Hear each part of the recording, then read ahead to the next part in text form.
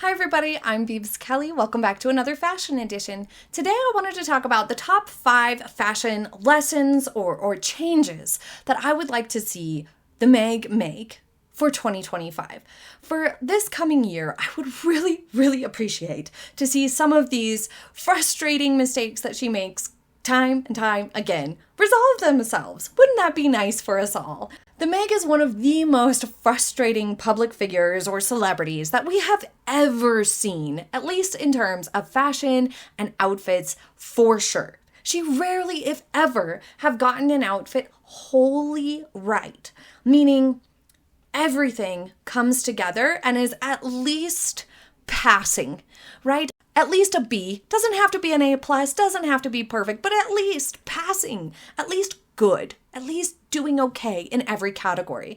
And as we've discussed with outfits, there's so many elements that make it right for an occasion, which matters when you are in the public eye or having pictures and whatnot publicized about you doing something the way the Meg does. For example, how it fits you. The finish, meaning the undergarments and the smoothness of it, whether it's wrinkly, things like that. Appropriateness for the occasion. The season and the weather, also included in that. The style itself, balancing out your proportions, whether or not it looks good and complements you and your figure, all of these factors matter, as well as your ability to move properly in the garment and things like that. And with the Meg, there is always several problems amongst these factors. It's either the fit or the finish or the occasion aren't right. It's just mind-boggling and disappointing to watch. Someone who has no other real excuse. This woman can hire a stylist. We know she spends millions of dollars on her clothes every year. Why are they so awful all the time? Why do they look so terrible and frumpy and ill-fitting? So what are the 5 things I truly wish the Meg would learn about fashion this year? In no particular order, to back away from the beige and mismatched creams and whites. For some reason, this lady who said this, "Till that last week in the UK, I rarely wore color. I never wanted to upstage or ruffle any feathers, so I just tried to blend in."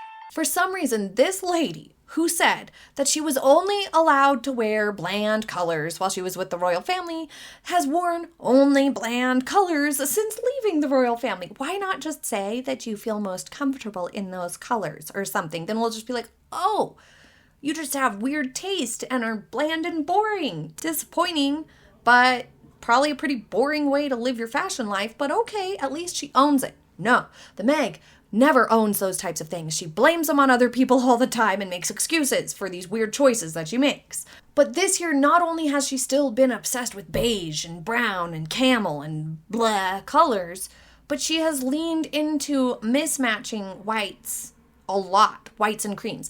The biggest problem with having whites and creams that don't match is that it reads like one of them is dirty and dingy and like was maybe washed with darker colors or it's old. It doesn't read like the way various blues together will read like a tonal outfit, or as we've discussed many times with tonal outfits, you can have different shades, lightness to darkness of the same color, so long as they're all cool or warm or neutral, it'll look nice. Whites are the tricky one there because of that factor of it just kind of, whichever one's brighter makes the other one look not great. And we've seen it a lot, like in this outfit here, where the focal point becomes her lower belly because of the way everything fits and the slinkiness of the fabric.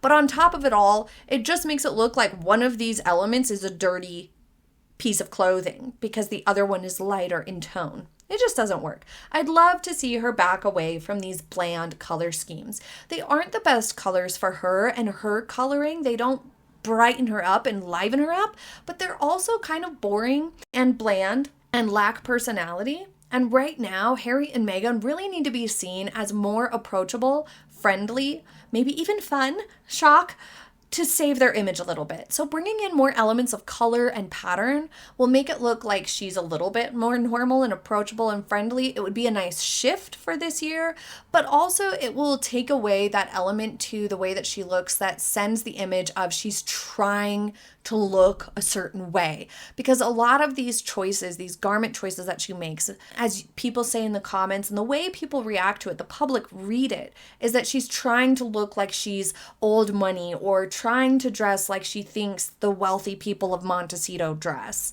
And it just comes across as trying too hard because it doesn't suit her the best. It doesn't bring out nice coloring and brightness in her face and her general appearance. It doesn't serve her well. They're not her colors. Let's put it that way.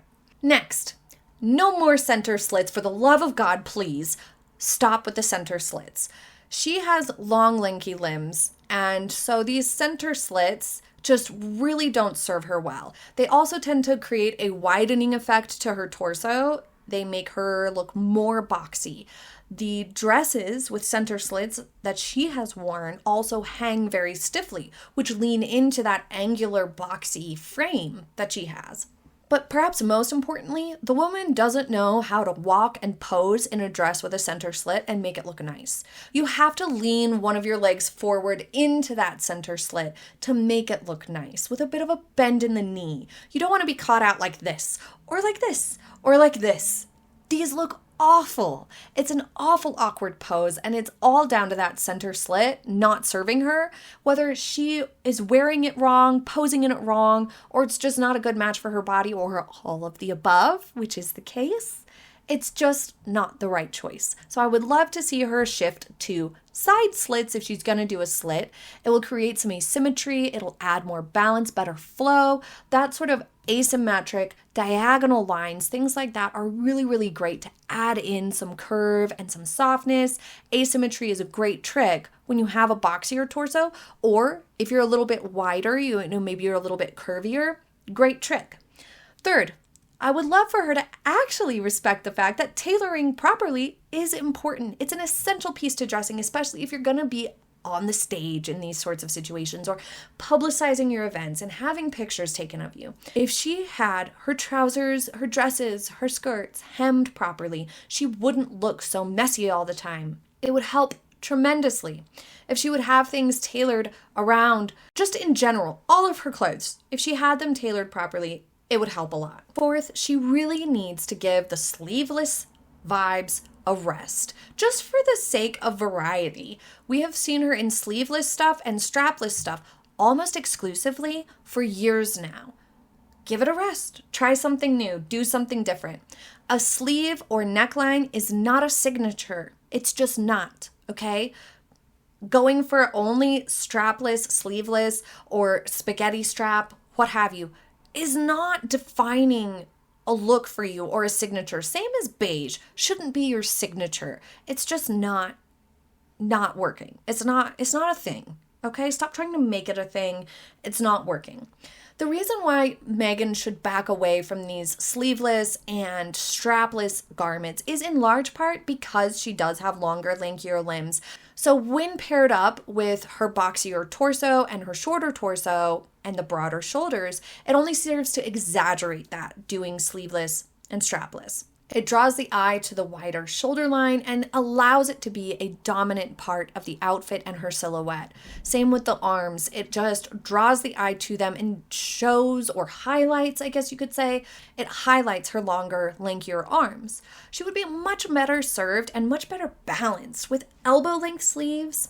And if she's really obsessed with doing strapless and sleeveless sorts of things, then migrating towards some shawls, some boleros, some jackets, something like that would help at least a little bit.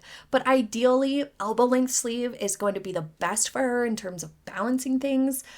Cowl necklines, crew necklines, round necklines, and V necklines, as well as asymmetric necklines, are going to be the most flattering for minimizing the eye resting on the broader shoulder line and giving a little bit more balance to them. It would just be great to see a shift with that. Last lesson I really hope the Meg learns for her fashions in the coming year is to embrace pattern and softness in her clothes more. It really, really helps with people with boxier figures, apple shapes, or those who are carrying a little bit more weight in their torso can also rely on this trick to bring in an element of softness when you have a more angular body type, a more structured body type with a boxier figure, lacking that well-defined waist. Pattern and softness add flow. They contrast it nicely. So that can come in the form of softer necklines like rounded, sweetheart, or cowl necklines that have a little bit of draping across. It's magical for people who have those broader shoulders and boxier torsos. It really, really is. It helps so very much.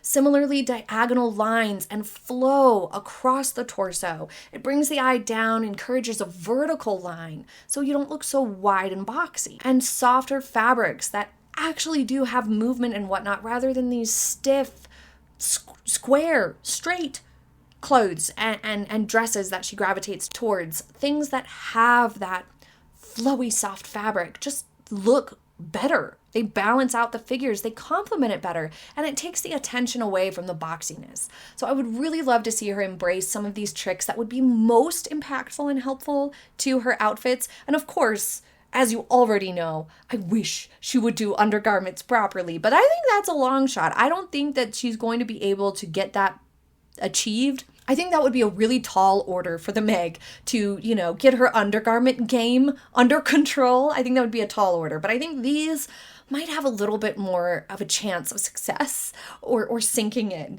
But what do you think? What would you like to see from the Meg? Some positive changes to her outfits for 2025. And what color do you think suits her the best? I think she looks wonderful in sort of tealish greens, blues, purples I think look really great on her. She does look good in red, but she had horrible luck with red in 2024. Just awful.